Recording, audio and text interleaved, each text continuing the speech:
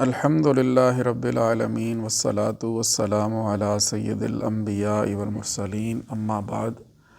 فاعوذ باللہ من الشیطان الرجیم بسم اللہ الرحمن الرحیم من عمل صالحا فلنفسہ ومن اساء فعلیہا صدق اللہ مولانا العظیم۔ معزز مکرم عزیزان گرامی مرتبت، درس مثنوی مولوی معنوی کے حوالے سے آج ہماری یہ 26ویں نشست ہے۔ ماقبل میں جو حکایت جس کا ہم نے آغاز کر رکھا ہے ابھی وہ جاری رہے گی۔ درمیان میں ایک چھوٹی سی حکایت یہاں پر مزید مولانا جلال الدین رومی رحمۃ اللہ تعالی علیہ ذکر فرماتے ہیں، اور اس حکایت کے بیان کرنے کا مقصد یہ ہے کہ وہ جو بادشاہ تھا یہودی، اس نے جو لوگ اللہ رب العزت کو ماننے والے تھے ان کو تکلیف پہنچانے کے لیے آگ کی ایک خندق کھودی، اور وہ سارا ایک سلسلہ جو اس نے کیا، لیکن یہ کہ وہ جو لوگ تھے ان کو تو آگ نے نہ جلایا، لیکن وہ آگ ان پر الٹی پڑ گئی۔ تو اس ساری صورتحال سے یہ بات واضح ہوتی ہے کہ اگر کسی کا کوئی برا سوچا جائے تو اس کا وبال جو ہے وہ اپنے اوپر بھی آتا ہے، جیسا کہ اللہ رب العزت نے قرآن مجید میں ارشاد فرمایا، من عمل صالحا فلنفسہ، جو بندہ نیک عمل کرتا ہے تو اس کا اپنا ہی فائدہ ہے، ومن اساء فعلیہا، اور جو برا عمل کرتا ہے تو اس کا وبال اسی پر ہے۔ تو یہاں یہ حکایت جو آپ نے ایک ذکر کی ہے، اس کی اصل جو ہے وہ احیاء العلوم میں ملتی ہے۔ امام غزالی کی جو احیاء العلوم ہے وہاں پہ یہ قصہ جو ہے یہ ذکر ہے، تو آپ نے اس کو یہاں پر ذکر فرمایا ہے۔ تو اس کا عنوان یہ ہے کہ کج ماندن دہان آمرد کے نام محمد علیہ السلام بتسخر خواند، اس شخص کا منہ ٹیڑھا ہو جانا کہ جس نے محمد صلی اللہ تعالی علیہ وآلہ وسلم کا نام نامی اسم گرامی تسخر کے ساتھ، یعنی کہ مذاق کرتے ہوئے ٹھٹھا کرتے ہوئے اس نے تھوڑا اس کو الٹا جو ہے نا اس نے لیا۔ تو وہ بات ساری میں نے آپ کو بتا دی کہ اس حکایت کو ذکر کرنے کا مقصد یہاں پر کیا ہے۔ آپ فرماتے ہیں، آ دہاں کج کرد و از تسخر بخاند، نام احمد را دہانش کج بماند، کہ اس شخص نے اپنے منہ کو ٹیڑھا کیا، دہان کج کرد، اپنے منہ کو ٹیڑھا کیا، و از تسخر بخاند، اس نے مذاق کرتے ہوئے مضحکہ خیز معاملہ کرتے ہوئے اس نے رسول مکرم صلی اللہ تعالی علیہ وآلہ وسلم کا نام جو ہے وہ اس نے الٹا لیا۔ وَأَز تسخر بخاند نام احمد را، یعنی رسول اللہ صلی اللہ علیہ وآلہ وسلم کا نام نامی جو ہے وہ اس نے اس کو ذرا توڑ مروڑ کر لینے کی کوشش کی، تو نتیجہ یہ ہوا کہ دہانش کج بماند، اس کا منہ جو ہے وہ ٹیڑھا ہو گیا۔ یہاں بعض نسخوں میں یہ شعر اس طرح سے ہے کہ مر محمد را دہانش کج بماند، یعنی محمد صلی اللہ علیہ وسلم کا نام لیتے ہوئے جو ہے نا جی جب اس نے مذاق کرنے کا سوچا تو پھر اس کا جو منہ ہے وہ ٹیڑھا ہو گیا۔ بعض آمد کائے محمد عفو کن، اب جب ایسا معاملہ ہوا تو اسے اپنی غلطی کا احساس ہو گیا، اور وہ رسول مکرم صلی اللہ تعالی علیہ وآلہ وسلم کی بارگاہ میں آیا اور اس نے کہا کہ اے محمد صلی اللہ تعالی علیہ وآلہ وسلم عفو کن، آپ مجھے معاف فرما دیجئے،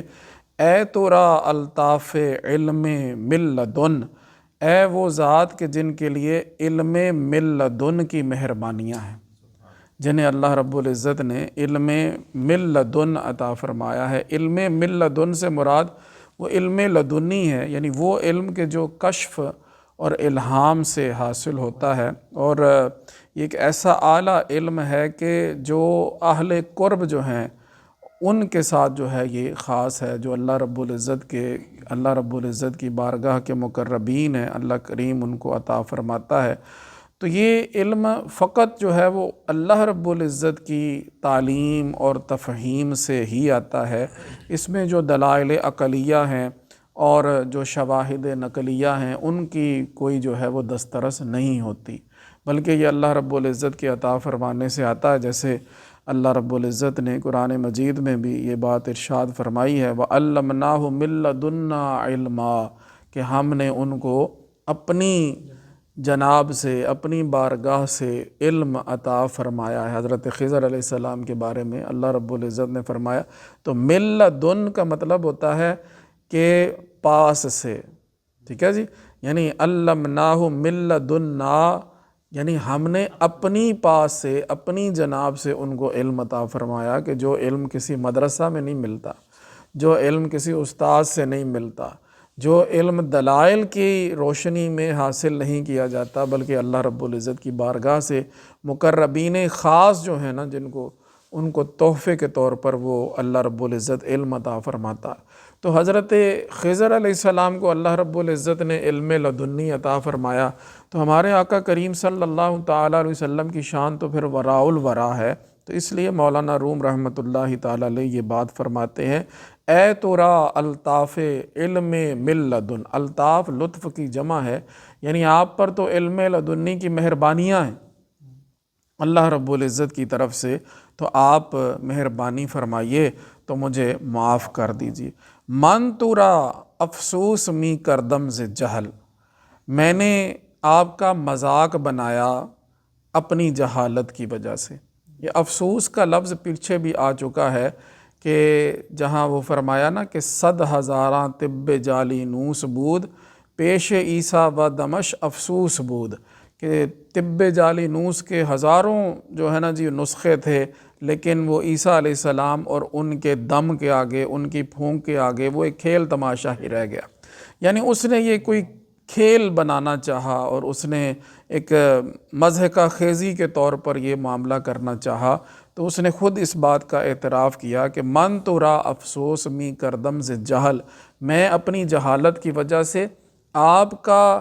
جو ہے وہ مذاق اڑانا چاہتا تھا۔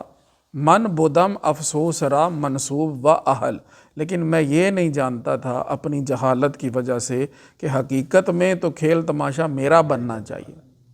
حقیقت میں تو افسوس کے ساتھ منصوب مجھے ہونا چاہیے، اور حقیقت میں افسوس کا اہل جو ہے وہ تو میں ہوں۔ لہٰذا جو میں آپ کے بارے میں سوچ رہا تھا، حقیقت تو وہ معاملہ میرے اندر ہے، لہٰذا آپ مجھے معاف فرما دیجئے۔ تو اب یہ ساری بات فرما کر، یعنی میں نے عرض کیا کہ یہ بالکل چھوٹی سی ایک حکایت آپ نے بیان فرمائی ہے، یہ ساری بات ارشاد فرما کر آپ نتیجہ نکالتے ہیں۔ تو نتیجہ آپ یہ فرماتے ہیں، چوں خدا خواہد کے پردہ کس درد، جب اللہ تعالیٰ یہ چاہے کہ کسی کا پردہ فاش کر دے، جب اللہ تعالیٰ یہ کسی کے بارے میں چاہے کہ اس کا پردہ فاش کر دے، تو میلش اندر تانہ پاکاں برد، اللہ تعالیٰ اس کا میلان پاک لوگوں کی طرف تان کے اندر لگا دیتا ہے۔ یعنی وہ جو پاک لوگ ہیں، مقربین بارگاہ الہ ہیں، اللہ تعالیٰ اس کا میلان اس طرف کر دیتا ہے کہ وہ ان پاکیزہ ہستیوں کے بارے میں جو ہے زبان درازی کرتا ہے، ان کے اوپر طعنہ زنی کرتا ہے، ان کے بارے میں بری بات کرتا ہے، پھر یوں کرتے کرتے نتیجہ پھر یہ نکلتا ہے، ظاہری بات ہے برے کام کا برا نتیجہ ہے۔ تو یہ اللہ رب العزت کی جانب سے یہ معاملہ کسی کے بارے میں یہ ہو کہ جب اللہ رب العزت نے اس کے لیے خیر کا ارادہ نہیں فرمایا، اور اللہ تعالیٰ کی مشیت یہ ہے کہ اس بندے کا پردہ چاک کرنا ہے، کوئی اس کی شومی قسمت ہے، اس کے اعمال کا نتیجہ ہے، اللہ رب العزت کی بارگاہ سے ناراضی ہے، تو اللہ تعالیٰ اس کو اپنے برگزیدہ بندوں کے بارے میں زبان درازی کرنے کے معاملے میں جو ہے نا اس کو آزادی دے دیتا ہے۔ تو جب وہ کرتا ہے، پھر کرتے کرتے اس کا نتیجہ یہ نکلتا ہے کہ وہ ایک دفعہ ایسی مصیبت میں آ کے پھنستا ہے کہ پھر اس کی خلاصی نہیں ہوتی۔ تو یہ ان چیزوں کی نظیریں تو ہمیں اپنے گرد و پیش کے ماحول میں کئی ملتی ہیں، کہ چوں خدا خواہد کے پردہ کس درد، جب اللہ تعالیٰ یہ چاہے کہ کسی کا پردہ فاش کرنا ہے، تو میلش اندر تانہ پاکاں برد، تو اس کا قلبی میلان، ٹھیک ہے، اس کی طبیعت کا میلان اس طرف کر دیتا ہے کہ وہ پاک لوگوں کے بارے میں ہرزہ سرائی کرتا ہے۔ اور چوں خدا خواہد کے پوشد عیب کس، جب اللہ تعالیٰ یہ چاہے کہ اس نے کسی کا عیب چھپانا ہے، کسی کو اپنی شان ستاری کے ساتھ اللہ رب العزت نے نوازنا ہے، تو کم زند در عیب معیوبہ نفس، وہ جو عیب دار لوگ بھی ہوتے ہیں نا، وہ ان کے عیب بیان کرنے سے بھی بچ رہا ہوتا ہے۔ یعنی نہ وہ کسی کا پردہ فاش کرتا ہے، نہ پھر اس کا اپنا پردہ فاش ہوتا ہے۔ من ساترہ مسلمن ساترہ اللہ یوم القیامہ، جو کسی مسلمان کی پردہ پوشی کرے تو اللہ تعالیٰ دنیا میں بھی اس کے لیے عزت کا سامان رکھتا ہے، اور قیامت میں بھی اللہ رب العزت اس کے گناہوں پر جو ہے وہ پردہ ڈال دیتا ہے۔ تو یہ اللہ رب العزت کی بارگاہ سے ہے، یہ نہیں کہ کوئی بندہ دنیا کے اندر آپ دیکھیں کہ وہ مقربین کے بارے میں ہرزہ سرائی کر رہا ہے اور کوشش یہ کر رہا ہے کہ ان کی عزت کو پامال کرے، نتیجتاً اس کی اپنی اس دنیا کے اندر بھی رسوائی ہے اور آخرت کے اندر بھی رسوائی ہے۔ اور جو بندہ جو ہے وہ نیک لوگوں کے ساتھ، تو کجا کوئی جو معیوب لوگ ہیں نا، جو عیب دار لوگ ہیں، وہ ان کی بھی عیب جوئی کی طرف نہیں جاتا کہ یہ ایک مسلمان ہے، اللہ کریم ان کو معاف فرمانے والا ہے، آج نہیں تو کل یہ اپنے اس معاملے سے جو ہے وہ پیچھے ہٹ جائیں گے، تو وہ ستر پوشی کی کوشش کرتا ہے، اور وہ اللہ رب العزت کے جو اخلاق ہیں ان کو اپنانے کی کوشش کرتا ہے۔ تو رب کریم پھر اس کو اپنے کرم سے ایسے نوازتا ہے کہ اللہ رب العزت کی صفت ستاری سے اس کو بھی فیض مل جاتا ہے، اور اللہ کریم اس کے گناہوں کو معاف فرما دیتا ہے۔ چوں خدا خواہد کہ مان یاری کند، جب اللہ تعالیٰ یہ چاہے کہ اس نے ہماری مدد کرنی، مان یعنی ہماری،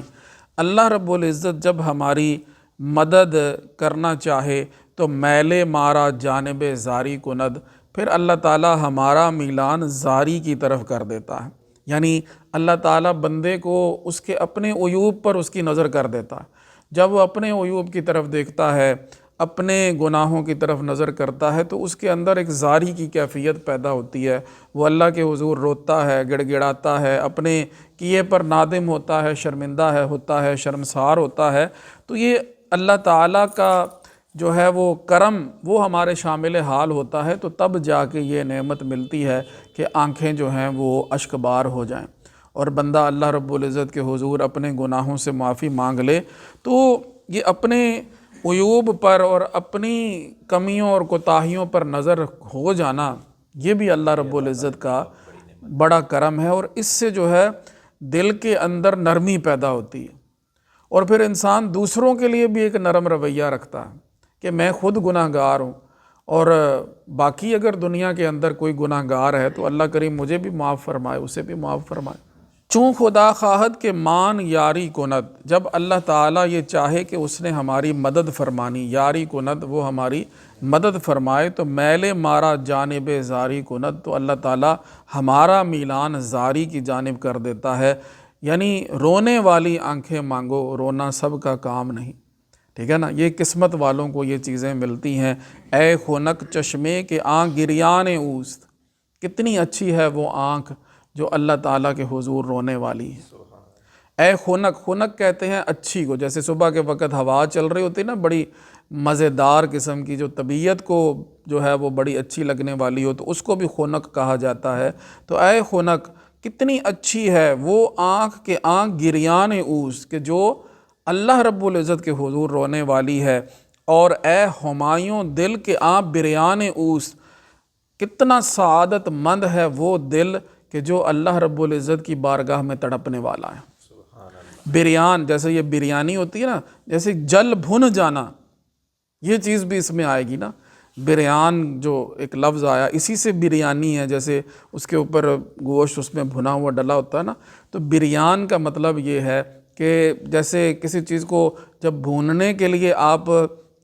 آگ پر ڈالیں گے تو وہ بھی اچھلتی ہے، تڑپتی ہے، تو یہ بریان کا مطلب یہ ہوگا کہ جو دل اللہ رب العزت کے حضور تڑپنے والا ہے، جو اللہ رب العزت کی بارگاہ میں جو ہے وہ اس کے خوف سے جل بھن جائے، تو وہ کتنا سعادت مند دل ہے۔ اے خنک چشمے کے آنکھ گریان اوست، کتنی اچھی ہے وہ آنکھ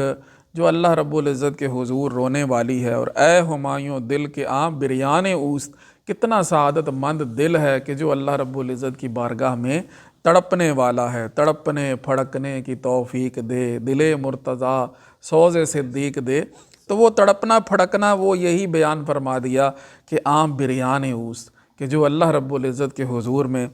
تڑپنے والا دل ہے۔ آخر ہر گریا آخر خندائی، فرماتے ہیں کہ نتیجتاً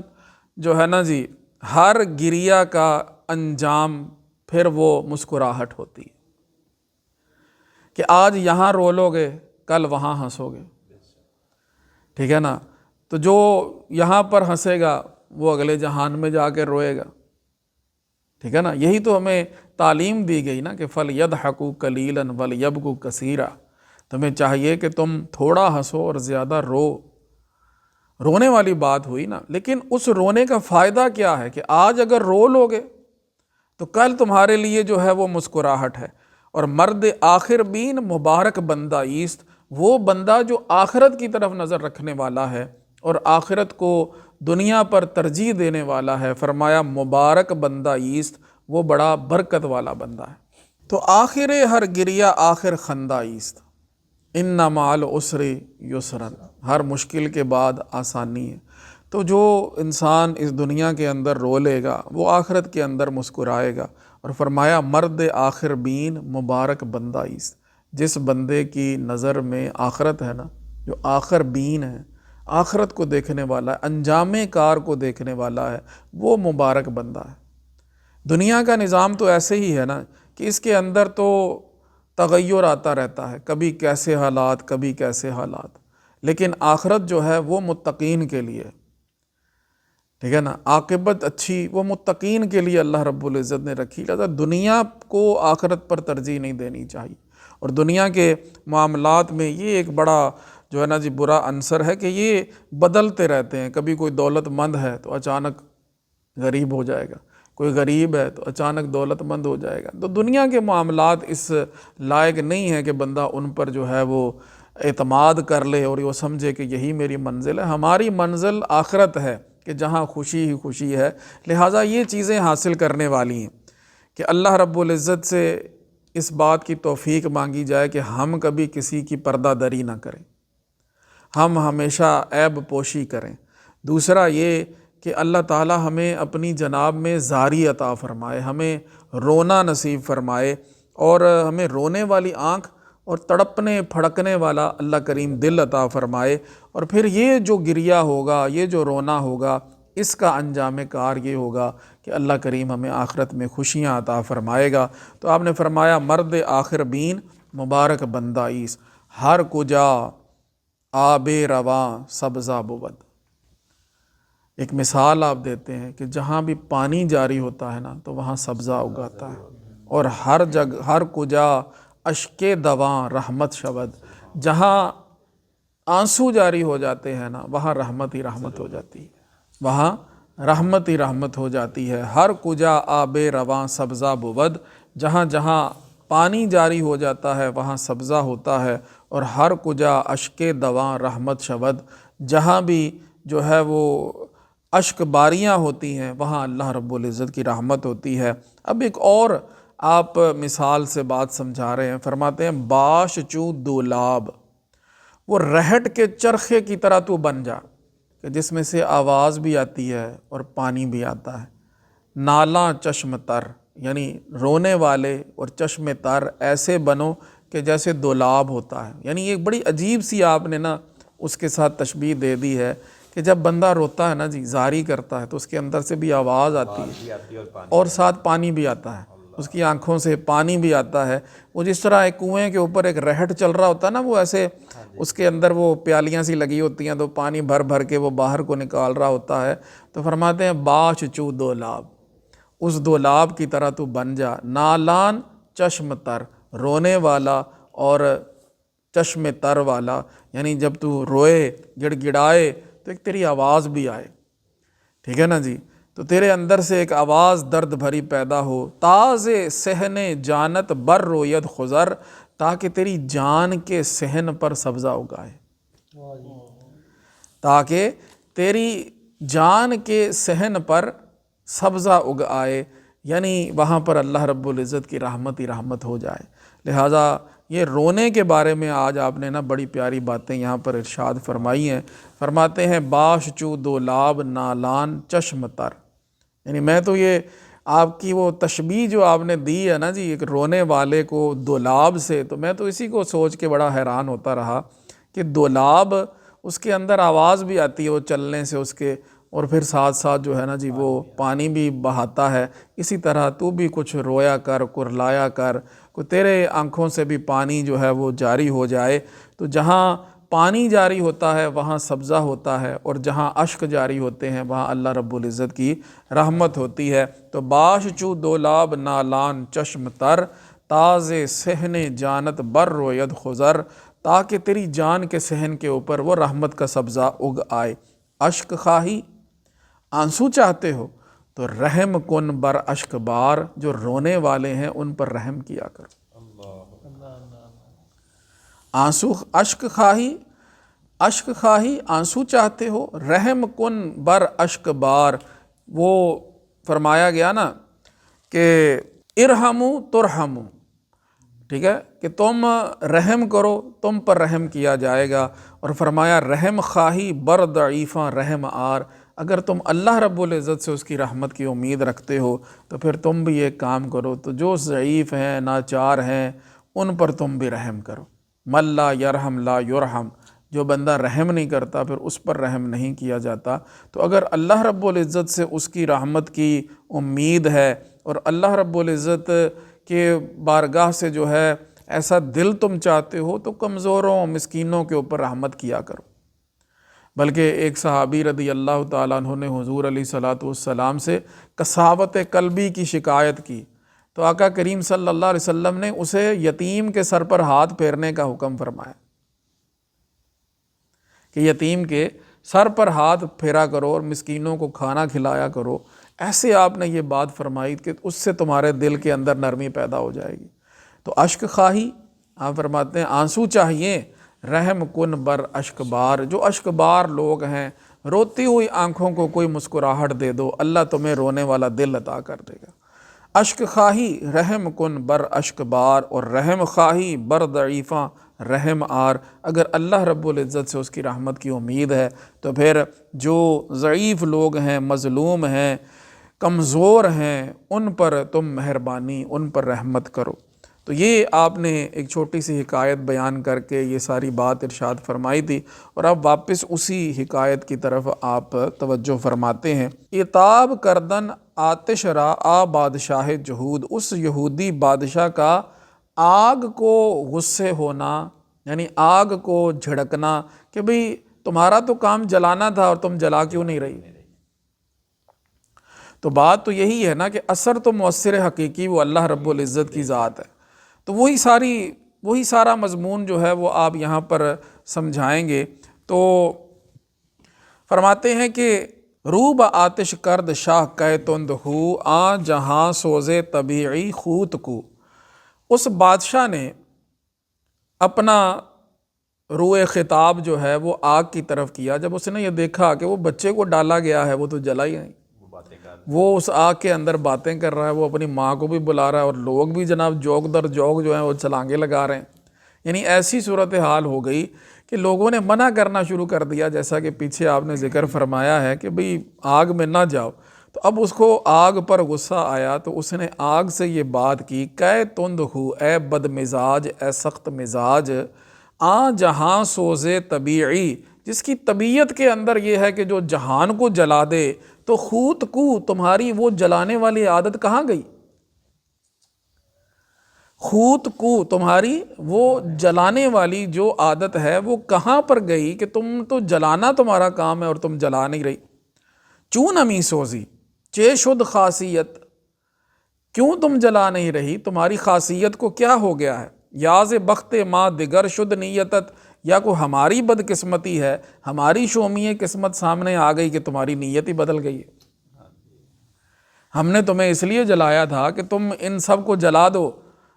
جو کسی اور خدا کا نام لینے والے ہیں، کسی اور دین کے پیروکار ہیں، ان سب کو جلا دو، تو پھر یہ کوئی ہماری شومی ہے قسمت سامنے آ گئی، کوئی ہماری بدبختی ہے کہ تمہاری نیت جو ہے وہ بدل گئی ہے۔ می نہ بخشائی تو بر آتش پرست، تو کسی آتش پرست کو بھی معاف نہیں کرتی۔ جو تیری پوجا کرنے والا ہو جب تیرے نرگے میں آ جائے تو اس کو بھی جلا ڈالتی ہے۔ کئی دفعہ ایسے نہیں ہوتا کہ جو لوگ آتش پرست ہیں، آگ جلاتے ہیں اپنی پوجا کے لیے، وہ آگ ان کو لپیٹ میں لے لیتی ہے۔ تو یہ تو تجھے مان ہی نہیں رہے، ان کو کیوں نہیں جلا رہی؟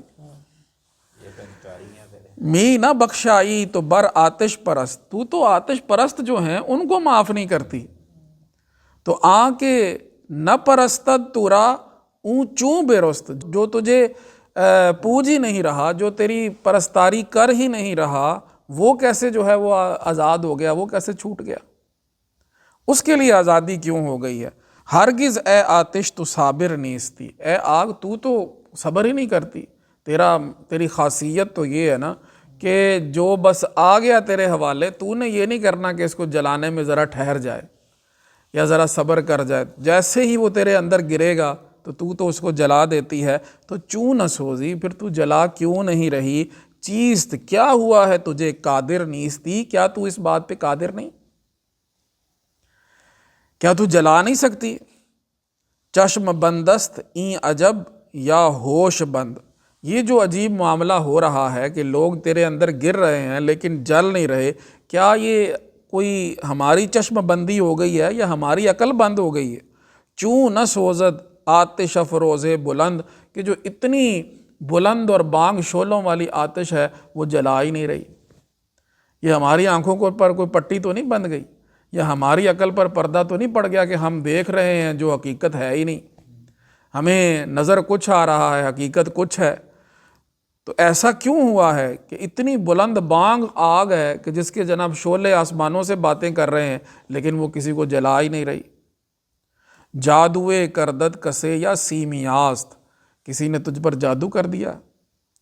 یا یہ کوئی شعبدہ بازی ہو گئی ہے تیرے ساتھ، یا خلاف طبع تو از بخت ماست، یا ہمارا نصیب سامنے آ گیا کہ تو اپنی طبیعت کے خلاف کام کر رہی ہے۔ ہمارے پھوٹے نصیب تھے، ہمارے برے بخت کی وجہ سے جو ہے تو اپنی طبیعت کے خلاف معاملہ کر رہی ہے۔ اب آتش نے اس سے بات کی۔ اب آتش کیا کہتی ہے؟ آگ کیا کہتی ہے؟ گفت آتش من ہمانم آتشم، آگ نے اس کو یہ کہا کہ میں تو وہی آگ ہوں۔ اندر آ تا تو بینی تابشم، اگر تمہیں میرے آگ ہونے میں کوئی اختلاف ہے، یا تم کسی جو ہے وہ گھمنڈ میں ہو، یا تم کسی خام خیالی کے اندر ہو، تو تم اندر آ تا تو بینی تابشم، تمہیں پتہ چلے کہ میں کیا ہوں۔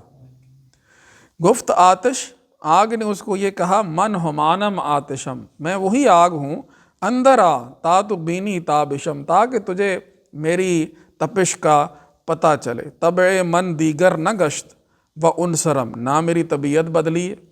نہ میرا عنصر بدلا ہے، یعنی جو اللہ رب العزت نے مجھے بحیثیت عنصر جو کیفیت عطا فرمائی ہے وہ میرے اندر ہے، نہ میری طبیعت بدلی ہے نہ میرا عنصر بدلا ہے، لیکن معاملہ یہ ہے کہ تیغ حکم، میں اللہ رب العزت کی تلوار ہوں، ہم بدستور برم، وہ حکم دیتا ہے تو میں چلتی۔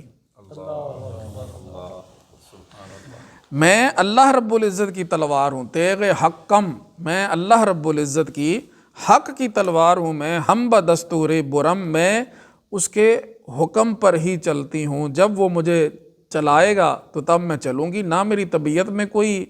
کمی آئی ہے اور نہ میرا عنصر بدلا ہے۔ جیسے اللہ رب العزت نے عنصر بنایا نا کہ آب، خاک، آتش اور باد، یہ 4 عناصر ہیں، تو اسی طرح آگ بھی ایک عنصر ہے۔ تو اللہ رب العزت نے عنصر آگ کے اندر جو کیفیت رکھی ہے، اس نے کہا میرے اندر وہ ساری کی ساری کیفیت موجود ہے، نہ میری طبیعت بدلی ہے۔ معاملہ یہ ہے کہ تیغ حکم ہم بدستور برم، میں اللہ رب العزت کی تلوار ہوں اور میں اس کے فرمان سے ہی چلتی ہوں۔ بردرے، اب اس نے ایک اپنی غلامی کا اور ایک اللہ رب العزت کے حضور نیاز کا اظہار کرتے ہوئے اس نے یہ بات کہی، بھی تم یہ دیکھو کہ بردرے خرگاہ سگانے ترکمان، چاپلوسی کرد پیشے مہمان۔ ترکمان ایک لوگ ہیں جن کو ترکمانی کہا جاتا ہے، ایک پورا ملک بھی ہے ترکمانستان، یعنی یہ ایسے لوگ ہیں جن کے بارے میں ترک مان کا مطلب مانند کی طرح، یعنی ترکوں کی طرح کے یہ لوگ ہیں، ٹھیک ہے نا، اور وہ انہی سے ملتے جلتے ہیں۔ تو وہ اس طرح اس زمانے میں وہ اس طرح خیموں کے اندر رہتے ہوں گے، تو وہ اب آگ یہ بات کر رہی ہے کہ ان کے خیموں کے باہر نا کتا ہوتا ہے۔ اگر ہم اس کو ترکمانوں کے حوالے سے نہ بھی دیکھیں، اس کو عام اپنے حوالے سے دیکھ لیں، جب کوئی کسی کے گھر مہمان آتا ہے تو اس کے گھر کا وہ اس کتے کو جب یہ پتہ چل جاتا ہے نا کہ یہ مہمان ہے، تو وہ کتا جو ہے وہ اس کا بھی اکرام کر رہا ہوتا ہے اور اس سے بھی پیار کر رہا ہوتا ہے۔ لیکن جب اس کو یہ پتہ چلے کہ یہ اجنبی ہے تو پھر جناب وہ اپنا کام کرتا ہے۔ تو اس نے یہ کہا کہ بھئی میں بھی ایسی ہی غلام ہوں، ٹھیک ہے نا، ایک کتا غلامی کر سکتا ہے تو میں غلامی نہیں کر سکتا، ٹھیک ہے نا۔ ادھر جو ہے وہ ایک ترکمانی ہے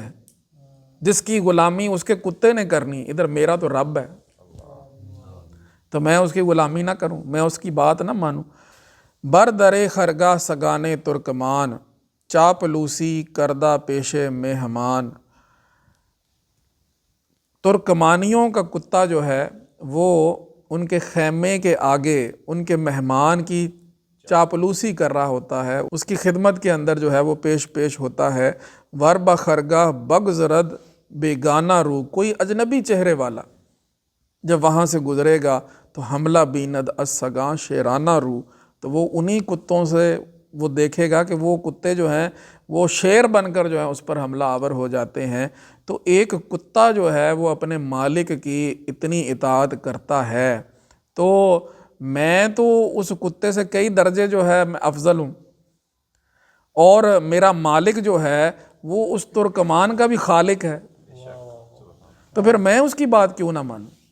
یہ عام طور پر دیکھیں نا، ہم جب کسی کے گھر جاتے ہیں، جب اس کو یہ پتہ ہوتا ہے کہ یہ میرے مالک کا مہمان ہے تو کتا کچھ نہیں کہتا، بلکہ وہ بھی پاس آ کے بیٹھ جائے گا آرام سے۔ لیکن جب اس کو یہ پتہ ہو کہ یہ کوئی بیگانہ ہے تو پھر وہ اپنا معاملہ دکھاتا ہے۔ من سے سگ کم نیستم در بندگی، میں اپنی بندگی میں جو میں اپنے رب کی بندگی کرنے والی ہوں تو میں کتے سے کم تو نہیں،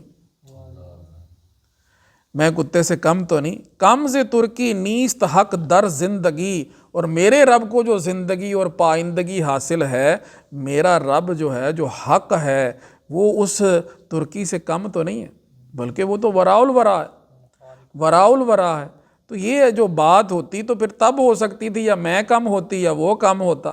تو کم نہ میں ہوں نہ وہ ہے، ٹھیک ہے نا۔ تو جب وہ وراء الورا ہے، میں اس کی بندگی کرنے والی ہوں، تو پھر میں اس کی بات کیوں نہ مانوں۔ میں تیغ حق ہوں، وہ مجھے فرمائے گا تو میں تب ہی چلوں گی۔ میں تو آگ ہوں، آتش طبعت اگر غمگین کند، سوزش از امر ملیک دین کند۔ اب مولانا روم رحمۃ اللہ تعالیٰ علیہ، تو یہ مادی آتش ہے نا، ایک باطنی آتش بھی انسان کے اندر ہوتی ہے، ٹھیک ہے۔ تو کبھی جو ہے نا جی وہ انسان کے اندر ایک ایسی، جس کو گرم جوشی کہتے ہیں نا جی، کبھی کبھی وہ انسان کے اندر جو ایک آتش اللہ رب العزت نے رکھی ہے نا جی، تو کبھی اس کو غمگین کر دیتی ہے۔ کبھی غم کے حوالے سے وہ بندہ جو ہے وہ تیز روح ہو جاتا ہے، اور کبھی خوشی کے حوالے سے جناب اس کے اندر ایک پھرتیاں آ جاتی ہیں اور جناب وہ اس میں ایک چلنے لگ جاتا ہے۔ تو یہ دونوں ہی معاملے وہ آگ اس کو بتا رہی ہے کہ اگر جو تیرے اندر ایک آتش ہے نا جی، جو اللہ رب العزت نے تیرے اندر ایک عنصر رکھا ہے، تو تیری طبیعت کی جو آتش ہے وہ اگر تجھے غمگین کرتی ہے تو وہ بھی سوزش از امر ملیک دین کند، اس کی وہ جو سوزش کر رہی ہے، وہ جو تمہیں تکلیف پہنچا رہی ہے، تیرے اندر ایسی کیفیت پیدا ہو رہی ہے، تو یہ بھی ملیک دین، اللہ رب العزت مالک یوم الدین ہے نا، ملیک بھی بادشاہ کو کہتے ہیں، ملیک دین یعنی جو دین کا مالک ہے، اس کے حکم سے تیرے اندر یہ کیفیت پیدا ہوتی ہے۔ یعنی میری طبیعت کو تو چھوڑو، تمہارے اندر جو طبیعتیں ہیں وہ بھی جو بدلتی ہیں، کبھی خوشی کی طرف کبھی غمی کی طرف، تو یہ اللہ رب العزت کے حکم سے سارے سلسلے چل رہے ہیں۔ تو آتش طبعت اگر شادی دہد، تیرے اندر کی آگ اگر تجھے خوشی دے رہی ہے تو اندر او شادی ملیک دین نہد، اس کے اندر وہ خوشی وہ ملیک دین نے ہی رکھی ہے، وہ دین کے بادشاہ نے، دین کے مالک و مختار نے وہ رکھی ہے۔ چونکہ غم بینی تو استغفار کن، جب تو غم دیکھے تو استغفار کر۔ غم با امر خالق آمد کار کن، کیونکہ غم جو بھی ہے نا جی آتے ہیں وہ اللہ رب العزت کے حکم سے آتے ہیں، تو اپنا کام کیے جا۔ تیرا کام کیا ہے؟ استغفار کرنا۔ جب تو غم دیکھے گا تو اس غم کے اندر تو اللہ رب العزت سے استغفار کرے گا، اور اس غم کی وجہ اپنی ذات کو شمار کرے گا کہ جو بھی معاملہ ہو رہا ہے میری وجہ سے ہو رہا ہے۔ تو جب غم کسی کیفیت ہو تو استغفار کرو، اور یہ بڑا ایک مجرب نسخہ ہے۔ جب انسان غمگین ہو، استغفر اللہ ربی من کل ذنب و اتوب الیہ کثرت سے پڑھنا شروع کر دے تو فوراً اس غم کی کیفیت سے وہ باہر آ جائے گا۔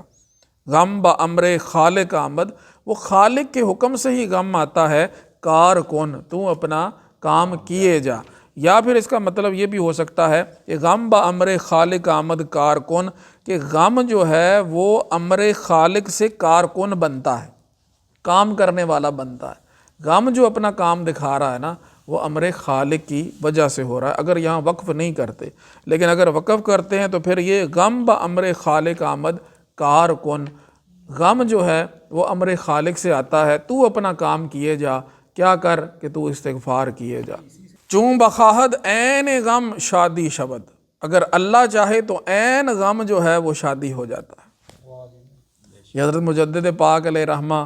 آپ فرماتے ہیں کہ ایسی کیفیت کہ جو ایلام والی ہے لیکن اس میں بھی انعام نظر آ رہا ہوتا ہے۔ رب کریم طبیعت کو ایسا کر دے گا کہ معاملہ جو ہے وہ بظاہر اگر کسی عام بندے کے حوالے سے ہو، کسی دوسرے انسان کے حوالے سے ہو تو بڑا تکلیف والا ہوگا، لیکن جو مقربین ہیں ان کو اس میں بھی مزہ آ رہا ہوگا۔ ٹھیک ہے کہ نہیں؟ چون بخواہد عین غم شادی کند، عین غم کو اللہ رب العزت جو ہے وہ شادی بنا دیتا ہے۔ حضرت مجدد الف ثانی علیہ رحمہ کی جو تکلیفات ہیں، جو آپ نے دین کے لیے آپ نے اتنی محنت فرمائی اور اتنا جناب آپ نے وہ سلسلہ رکھا کہ بادشاہوں کے آگے آپ ایک جناب دیوار بن گئے، اور اس کی وجہ سے پھر جو آپ کو قید و بند کی صعوبتیں برداشت کرنی پڑیں، یہ سارا پھر آپ نے لکھا ہے کہ بس جب اللہ کی طرف سے ہے تو رب کریم نے ان میں بھی ایک مزہ رکھا ہے۔